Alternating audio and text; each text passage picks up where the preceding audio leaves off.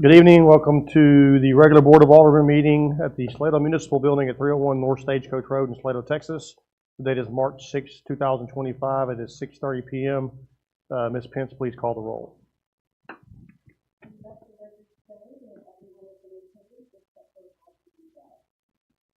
Thank you, ma'am. As we begin the Board of Aldermen meeting, let us take a moment to reflect on our shared commitment to serve the diverse community of the Village of Salado. We invite all present, regardless of faith, belief, or philosophy, to join us in a spirit of unity, respect, and compassion. May our deliberations be guided by wisdom, our decisions rooted in fairness, and our actions driven by the common good. Whether you find inspiration in a higher power, the bonds of humanity, or the wonders of nature, let us work together to build a culture where every voice is heard and every individual is valued. Let's take a moment, please.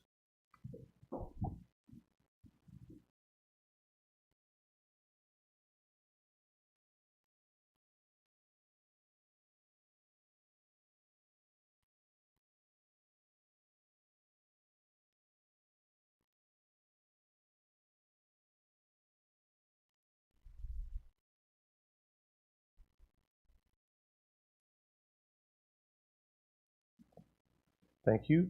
Please stand and join us in the Pledge of Allegiance and salute to the Texas flag. I pledge allegiance to the flag of the United States of America and to the republic for which it stands, one nation, under God, indivisible, with liberty and justice for all. Texas flag. I pledge allegiance to thee, Texas, one state, under God, one, indivisible.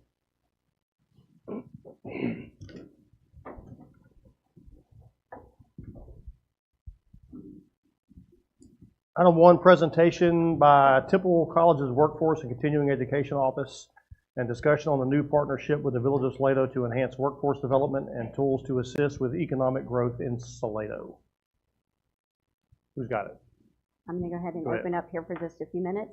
So Mayor and Alderman, I just wanted to update you. Staff met with Temple College a few months ago to discuss building a working relationship to support our local community with workforce and economic development. Temple College was more than willing to support the needs of our growing community. Therefore, I've asked Ms. Griffith to share the programs that they offer with you this evening to help us with our skills training, workforce, and economic support. May I introduce you to Ms. Dee Dee Griffith. She is the Vice President of Workforce Development at Temple College. Good evening. Thank you for letting me be here tonight. I'm excited to share with you, I think, maybe some things that you might not know about Temple College, and certainly some new things that are on the horizon, happening now and on the horizon. And really tonight is about sharing with you what we do and finding out what else we can do together to build this talent pipeline that you need. So I'm going to move.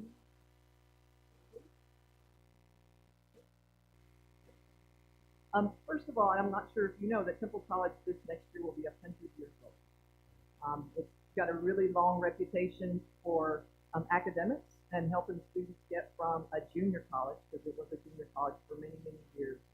For about 30 years, it's been a comprehensive community college. And we have had technical programs, but most of all, they're on the medical side. So really evolved partnerships with Baylor Scott & White on the healthcare side, and really in the last probably 3 years begun to grow the industry, to meet the industries that are happening in Central Texas. So I'm going to tell you about some of those. I want to share with you a term that you're going to be hearing, and that's the Time Center. This is our service area that you're looking at, and where you see gold is where we currently have campuses, full campuses, and that is here in Temple, and then in Taylor, Texas, and then in Hutto, Texas.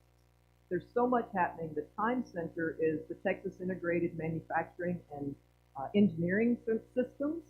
That's what's going in the Temple location. If you've been past the campus, you've probably seen some construction going on.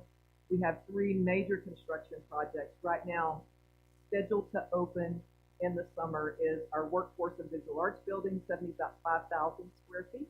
And I'm going to share with you some of what you're going to see. There's a long list there of some of the programs, but I'm going to kind of scoot through that and share with you some of the more important ones first.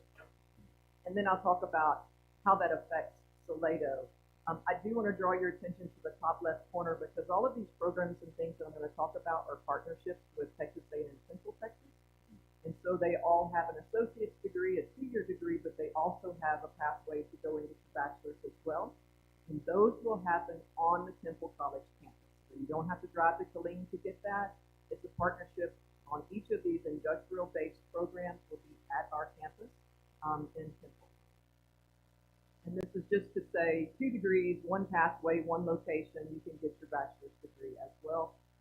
Important to note, there's a lot of opportunity for the technician level, the 2-year degree, but as Samsung told us, don't forget we really need good engineers, we really need scientists. The bachelor's is still really important. So 4-year path, 2 years with us, 2 years with Texas A&M Central Texas. So this is on the front side of campus. What you're looking at there will be our new Temple College main building. It's 4 stories, and it will have in the first floor a full conference center, 650 person reception room that breaks down. It's just like a regular conference center, breaks down into smaller rooms if you want, but full open 650 people. And this is the location where students can get everything. No longer do you have to go over to that office or this office. When you walk in, it's kind of like the Genius Bar at Apple. You get one person who you meet becomes your person for the rest of your stay. They help you with your financial aid, they help you with registration, all the way to the end of graduation and transfer, or till you enter into work. So that building is scheduled to open this summer, probably in late July. So we're hoping to be in that facility by fall. But this is the one I'm really excited to share with you. These are some conceptual prints of what now I will soon be replacing with the actual photographs from inside. This is the Visual Arts and Workforce Building, and in this particular facility, it's going to be very exciting. Some of the programs that are going to be in there, I'll come up in just a second, but this came about because we had a visual arts gallery in our bond that we received in 2021, and the more we thought about it, the more we realized that some of the similarities between the workforce, using the welding, using the forge, using those things, it crosses over with visual arts. And I don't know how old you guys are, but when I went to school, it was industrial arts. And so there is a lot of overlap. And so we ended up putting those two together in a very unusual combination. And it's the most beautiful building I've ever seen. So I invite you all to come see that. We are scheduled to open in May for this building. So look for August 15th will be our ribbon cutting, and you'll get an invitation for that. In the middle here, just really talk about this time center. Our model for workforce has no electives in it. You're not finding yourself. Everything is specifically designed for purpose. So if you're going to be a semiconductor technician, those are the only things that you're going to take. Those skills are built into the exact curriculum. It's accelerated as much as possible. We embed readiness, workforce readiness skills, which things people know, but they don't know now. We have to train for some of those soft skills for employment. So those are all embedded in each of these programs that we talk about. So in the first bay, you're going to find safety and engineering technology, specifically around electromechanical engineering technology. That's the semiconductor technician. So they're getting electricity, they're getting electronics, robotics, automation, hydraulics, pneumatics, all in a single technician level program, 2 years, and then they can add to that 2 more years to have a bachelor's that includes program management and that type of skill. Also in this space is a new program that's under development for construction. It's MEP, mechanical, electrical, plumbing, and then also construction management. And then the newest degree that is being developed in partnership with some of the school districts is a precision ag program that will take their agriculture from basic ag to integrate Industry 4.0 standards like drones and a technology that uses the cloud. You've probably seen some of the biotags on animals where they can monitor the biometrics of every animal in their herd. And so this is some of the technology.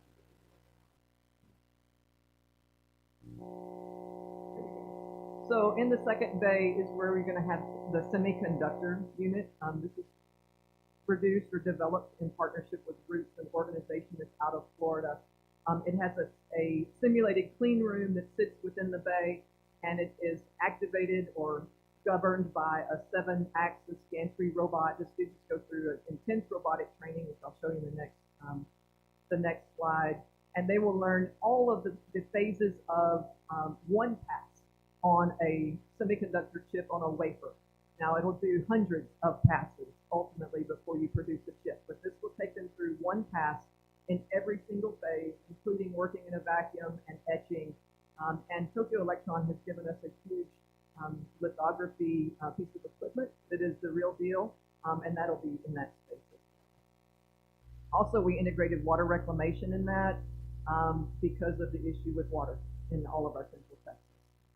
So in the third bay is integrated robotic systems, and the students will take a robot from a box and they will assemble it and they will program it initially, and then they'll be given an assignment for their table, whether it's etching or metrology, and then they have to have them communicating, and by the end of 10 weeks, full-time enrolled, 10 weeks, they will be, it will be lights out manufacturing.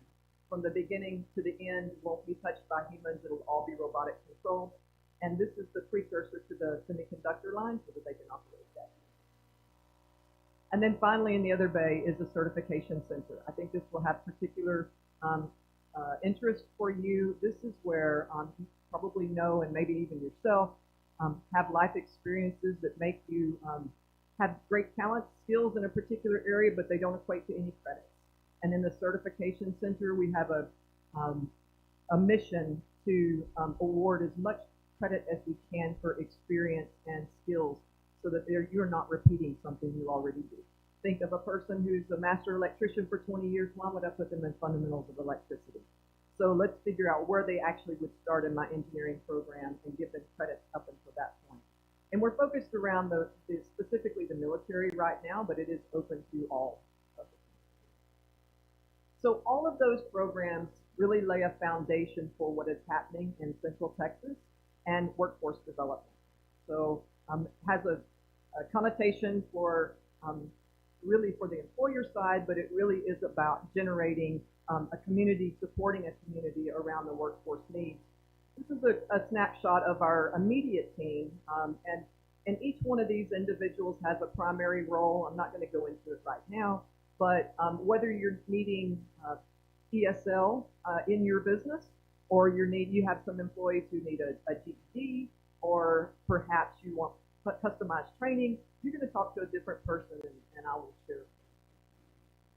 The Workforce and Continuing Education Division really is built around 3 priority areas: career programs and workforce development, corporate training, and community programs. So keeping in mind those programs we just discussed, here are some of the career programs that happen in my department that are non-credit, and some of them are credit, but specifically around healthcare.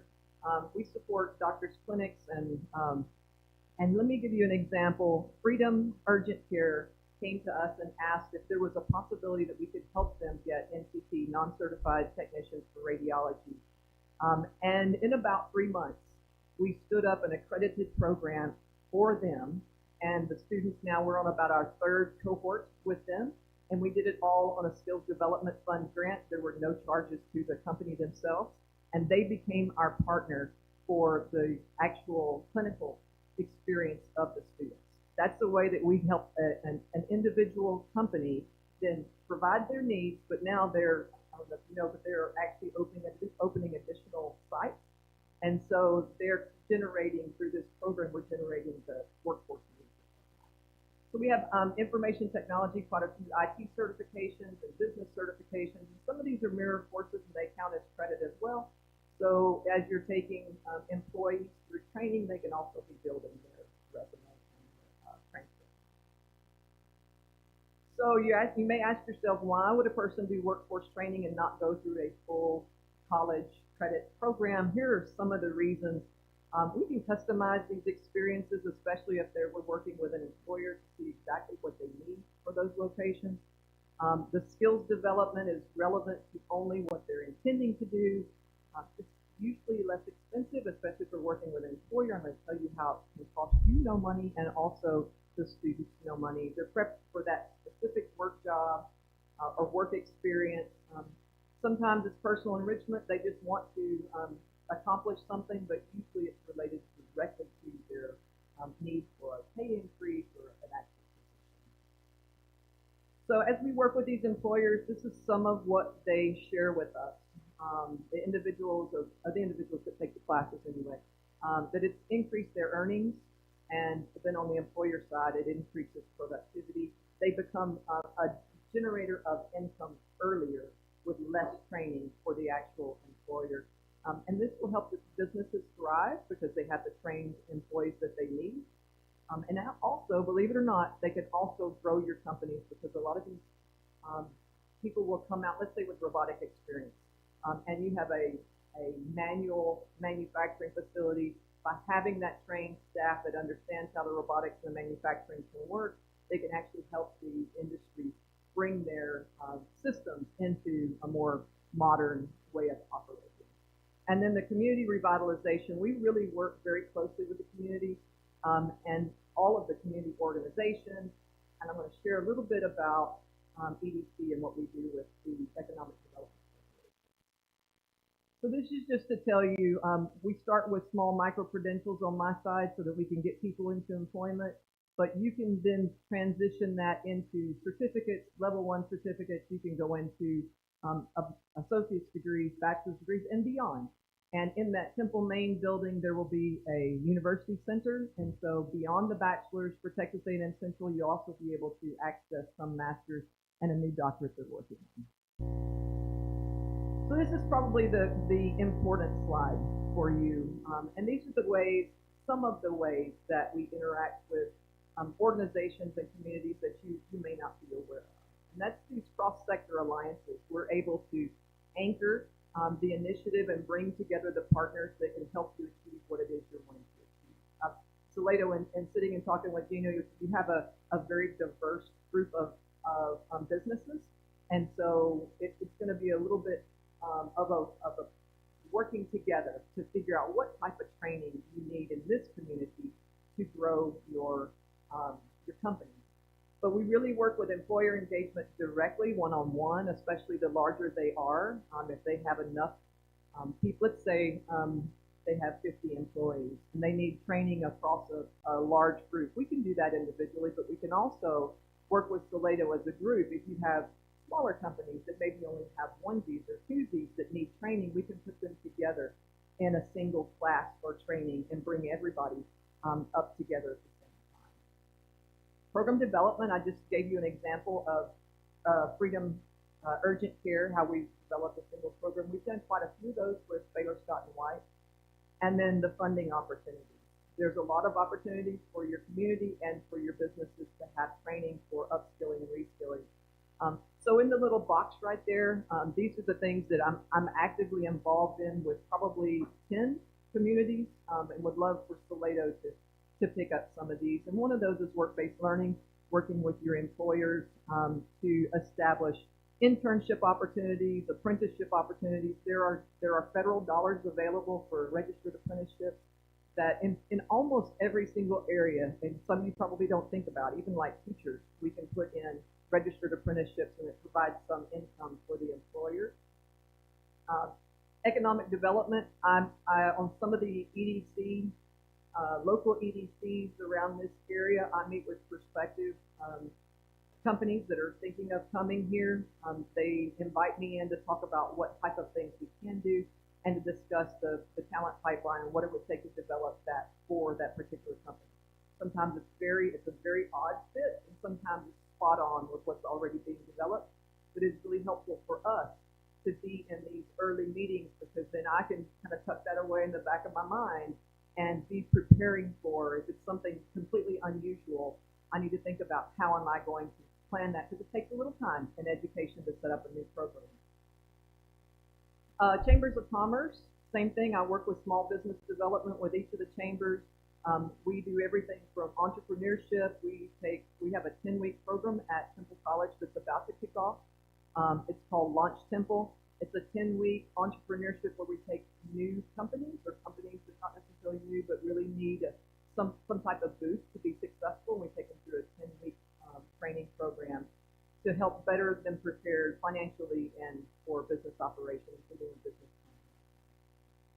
planning. Community planning, I have several of the communities that are growing. As you know, strategic planning is huge, and I serve on those so that I can be out in front of what those communities need. And then that industry-specific training, I want to drive home how important this is for your high schools to be a partnership with us on that, because some of these skills are sort of inherent in the young people. They love the technology, but it needs to be directed so that it is specifically, they're able to move into some of these high-wage, high-paid jobs. Because if not, then they will import the talent instead of using the talent that you have right here. So I feel we feel a real sense of urgency to connect those young people to these skills as quickly as possible so that they have the opportunity to take advantage. So I mentioned the funding. This is an example of some of our employer partners and current trainings that we literally have going on right now. But the Skills Development Fund is a partnership with the Texas Workforce Commission. We write those grants for the employers, and we manage the grants. That's the sort of the reason why we've been very successful. If you have 100 employees, then you can apply for a Skills Development Fund grant. If you have multiple employers that I can put together for a similar training, then we can assemble 100 employees with multiple employers. If you have less than 100, then you can do skills for small business. And these are for your workers that you currently have to get them trained. One of them is an $1,800 annually for each employee that we can get through the PWC, and the other one is $2,500. So we can create an annual plan for training for a group of employers or for a single employer, and it ends up costing the employer $0. The other thing that we do in partnership with them on a regular basis is a shared equipment grant with PWC. It's up to $300,000. If the employer will give $150,000, the state will give $150,000, and we can buy specific proprietary equipment to train specifically for a company on their equipment. So there's a lot of ways. There's some other programs as well, but there's a lot of ways that we enable the employers to receive these state funds. One of the things that we are doing to grow the proficiency, expand these skills in these areas is we train secondary and post-secondary high school and college instructors. In May, we'll have about 60 high school and college teachers on campus to get certifications in electricity, hydraulics, robotics, and mechatronics. That's the 4 that we'll be training on. It's a week long, and if they work with us as a dual credit teacher, they get to go to this training. The last sort of leg of workforce development is really community programs. Last year, between February and August, we offered 81 camps at our 3 locations. These are generally high-tech camps, and we have a schedule out now for this summer. It's pretty robust at each of our campuses, and they range from robotics and engineering and drones. They build the drones, they fly the drones, to some art and engagement in that way. We also have some band camps and that kind of thing, but I mostly get excited about the young people getting excited around STEM education. And then who we serve, and this is, so on the credit side, Temple College serves about 5,000 students in the fall. And then we have about 1,200 adult education learners pursuing their English as a second language or GED, high school equivalency. And we serve about 2,000 students annually through customized training and our kids. So pretty much we serve just about every population we can think of.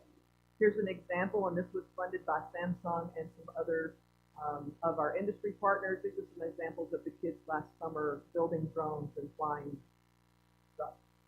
Very cool. Lots of fun. And with that, I'm coming to the close, and the reason this slide is here is because what Temple College wants to be is the connector for all of your resources. See Salado in the middle. What I need you to do is help me finish that with which employers then can we bring to these resources so that we can help them be better prepared for growth and planning here in Central Texas. I know that you probably have had some companies coming in around semiconductor, maybe healthcare, and some of the biotech. And Temple College has some of the programs that I didn't even touch on.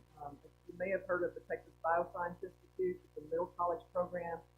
Juniors and seniors, they go half a day with us every day. And those are creating selective science-based graduates. They graduate high school at the same time they have their associate's degree. And they're going to the Naval Academy, they're going to Duke, they're going to Brown, they're really going to selective universities. And so there's some other opportunities around those advanced technologies, but what I need is your help to figure out which of your employers need training, need customized training, what I can do for you in terms of growing the community economically and growing your new businesses that come in. So with that, I'll take questions. Alderman Graham. First off, thanks for coming. I appreciate you being here. There's a lot of opportunity here. The only thing that I'm thinking of right now is, Gina, have we talked about, from a planning perspective, how to connect with them and connect with local businesses as well? Because, I mean, Salado has, yeah, your mom and pop, trinket stores and whatnot, but those things on the horizon that we're taking a look at as well. Are we kind of reaching and making that connection for something that maybe doesn't become a reality or a function until a little bit more down the road when we've matured out a little bit? So I'm glad you asked that question, sir, and that was one of the reasons why we had the meeting with Temple College, because we know that it's coming and we're having those conversations, and yes, we are going to be working on that moving forward so we can actually reach out to whether it's an existing industry or a new industry, because we're seeing a lot of new industry that's looking at Salado for potential growth. Okay, thanks. Happy to do that.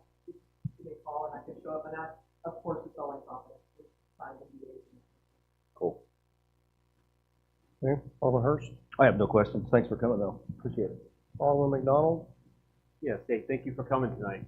So I just general ideas, questions. So with the training that you're currently providing based on the drinking from the fire hose that you provided us tonight, and it's okay, it's all right, it's what we're here for. Are you doing any work with the Department of Labor when it comes to trends versus industries that are needing to fill those spots? Preface that with the point of view of we're on an aerospace corridor up here. I mean, basically, you got SpaceX, you have Tesla, you have Cedar Park, which is slowly turning into Texas's version of Rocket City, like in Alabama, that kind of part. I look at the functionality of, it's not just about growing our current adult workforce, but motivating our youth in school to grow into an industry that is maybe even lacking. And I'm always going to say aerospace is currently lacking in maintainers, engineers, welders, EB welding, for example, non-destructive testing. So these are the things I think about. Do you have any programs that relate to any of those things that I'm speaking of? So the reason we started 3 years ago, the first program I built was the electromechanical engineering technology, is because it is a multi-craft program that can be grown in any of those particular crafts, right? You can take the electricity and you can grow that. You can take the hydraulics and pneumatic fluid power and grow that. The robotics can grow that. And so that first program was built as a foundation for all of the industry needs, specifically around aerospace, not specifically, but I mean, that would not be a stretch to do that if we had industry partners here. I will tell you that I really only will grow a new program if there's an employer that's going to support it. There are a lot of great ideas, and I know that is a trend in this particular general area, but I need to have that industry partner so that I know that the graduates of those programs have an actual place for employment. One of those places would be particularly like L3 Harris up in Waco, for a good example. So Texas draws service area lines for every community college. They're legislatively drawn. Mm-hmm. And so Waco is not in our service area. So that actually would be MCC's territory, and so that's probably their partner. That doesn't mean that partner can't reach out to me, but I don't reach out to that particular partner. So if that's a partner of yours, then that would be a conversation for you and I and them to have.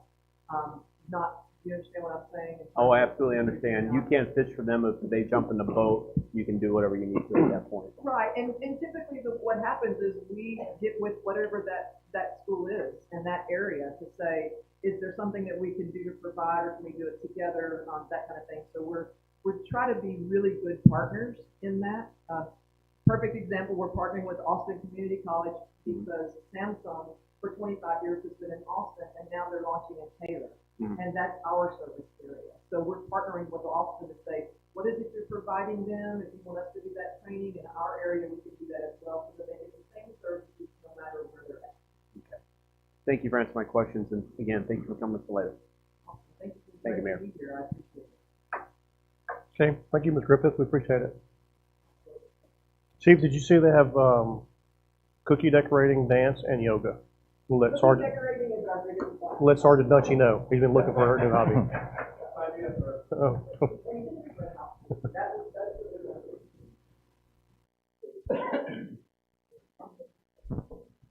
Okay, item 2, public comments. The Board of Aldermen welcomes comments from citizens on issues and items of concern not on the agenda. Those wishing to speak must sign in before the meeting begins and observe a 5-minute time limit when addressing the board. Speakers will have one opportunity to speak during this time period. Speakers desiring to speak on an agenda item will be allowed to speak when the agenda item is called. Inquiries about matters not listed on the agenda will either be directed to staff or placed on the future agenda for Alderman consideration. Nobody signed up, but anybody have any comments?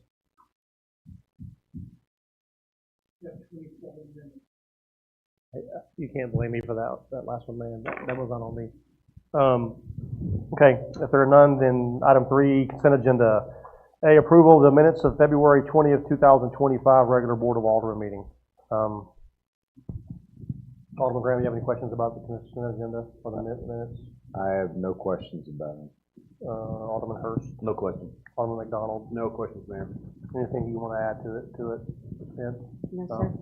All right, if there are no further questions, then I will open it up for a motion. I'll make a motion to approve the minutes as presented. Motion made by Alderman Graham to approve the minutes as presented. Second. Second by Alderman Hurst. Any further discussion? Question called by Alderman McDonald. All in favor of approving the minutes of February 20th, 2025 regular Board of Aldermen meeting, say yes. Yes. Yes. Any opposed, say no. Any abstentions? That's 3-0, Ms. Pence. 4, discuss and consider possible action regarding any item removed from the consent agenda. There are none. 5, discussion and possible action on A, the 2024 Economic Development Program payment application by Stagecoach 1943 LP in accordance with the Economic Development Program. Ms. Pence. Mayor and Alderman, thank you. Today you have in front of you the 2024 Economic Development Program reporting from the Stagecoach Inn and Restaurant. The documentation supports the incentive payment in the amount of $63,866.77. The rebate per the agreement in section 5.1, the 2024 HOT Economic Incentive Payment, which is the EIP that you see there, rebate at 90% is $53,884.89. The 2024 Village Tax Economic Incentive Payment, that rebate is at 75%, giving the total of $9,981.88, with your grand total of $63,866.77. Ms. Christy Stiegel, our accountant, has verified this incentive payment. The total was correct. She did come up with the same amount that was submitted in the report. The report meets the development agreement requirements, and staff is recommending approval. We do have a representative here tonight from Stagecoach to answer any questions that you may have. He's back. Alderman Graham, No questions. Alderman Hurst, No question. Alderman McDonald. Yes, ma'am. Hey, welcome. Good to see you. What are you gonna do with that money, ma'am? What are you gonna do?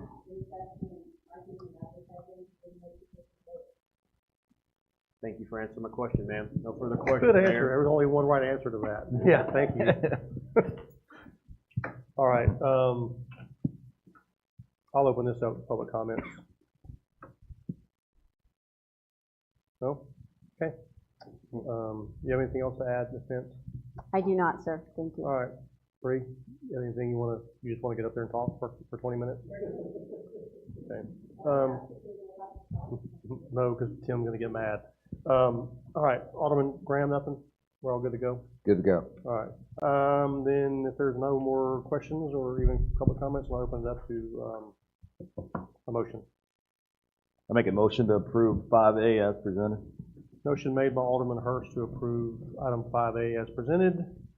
Second. Seconded by Alderman McDonald. Any further discussion? Question. Question called by Alderman Graham. I don't know what to call in my head tonight. Alderman Graham. Okay, all in favor of approving item 5A as presented, say yes. Yes. Yes. Any opposed, say no. Any abstentions? That's 3-0, Ms. Pence. B, discussion and possible action on approving ordinance 2024 TAC 13A, an ordinance of the Village of Salado amending ordinance number 2024 TAC 13, adopting the fiscal year 2024-25 annual operating budget for the Village of Salado, declaring findings of fact, providing an effective date, providing a severability clause, and providing an open meetings clause. This is not, we're just adding some line items, right? No big deal. And I think we're moving how much? So we are just adding some line items. We're adding to the department, and I'll be happy to go through those 3 items that we have listed. You do have a copy of the ordinance, and all the corrections or the amendments, I must say, have been line item through the ordinance for your viewing. The first one, if I may go ahead and start into this, the creating of the new department is really for growth and alignment. The creation of the Administrative Service Department is to enhance the growth and alignment within the organization. This new department will streamline operations. It will clarify jobs, the job roles, I apologize, and strengthen our oversight and responsibility. It creates organizational depth without requiring additional funding. That is the key. There is no additional funding for this. Ensuring efficiency as we continue to grow. We're trying to plan for the future. Your second budget amendment is to create a line item in the hot funds with a $10,000 amount that is for the Salado Museum. If you recall, within the recent Board of Aldermen approval of the programming agreement with the Salado Museum, the amendment will create that appropriation in this current fiscal year that will allow the museum to go ahead and submit their invoice for the payment that you had approved. And then the line item number 3, the next amendment, was regarding the trolley. We are trying to provide flexibility in the utilization while meeting the statutory requirements and preparing a trolley shuttle service program that serves our hotel industry and the tourism. The village administrator is also working to utilize the trolley shuttle for activities at Pace Park, and he is working through those details with the city attorney. And that, sir, Mayor, is my update on the actual amendments that we are doing on this ordinance for the budget. Okay, thank you. Alderman Graham? No questions. Alderman Hurst? No question. Alderman McDonald? No question. Any public comments on this agenda item? Nope. Okay, then I will open the floor for a motion.